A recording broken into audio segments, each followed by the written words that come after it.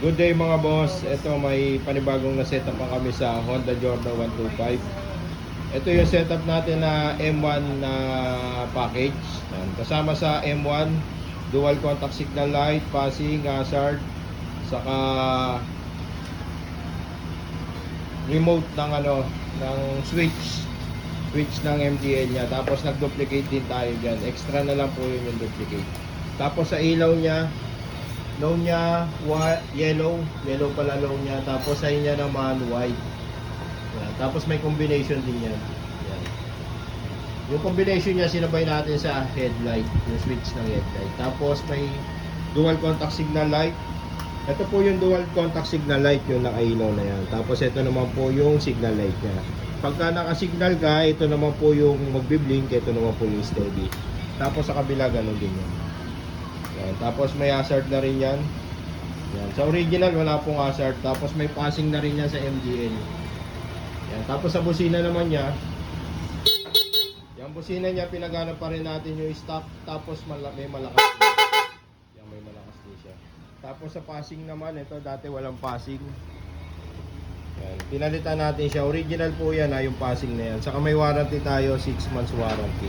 Ang passing natin combination, pagka naka-low yung ilaw, yan, naka-low siya, dilaw, may passing pa rin yan. Tapos kahit naka-high yan, may passing pa rin yan.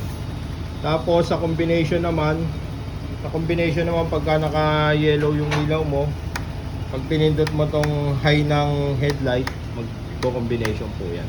Pero sa original, pagka na-off na yung MDL, wala po yan, di po gagana yan sa MDL.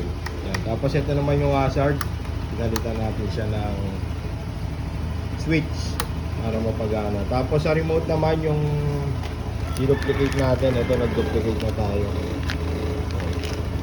Tapos sa remote naman ng busina niya, yan, Pia horn, pwede yan ibalik sa stock. Yan. Wala tayong binutas dito saka para mukhang bago pa rin yung motor. Saka wala tayong kinad sa wiring nito. Yan. So mga gusto magpagawa ng gantong setup sa Honda Jorno, ito papakita ko yung wiring namin. Yan, ito po yung wiring namin sa Honda Jorno. Yan, mapapansin nyo may balot pa po yan na bladed tube. Yan, tapos yung gamit nating relay, makikita nyo Japan relay yan. Seal type yan, brand new po yan, di po yan yung second hand. Yan. Sa mga gusto magpagawa, PM lang.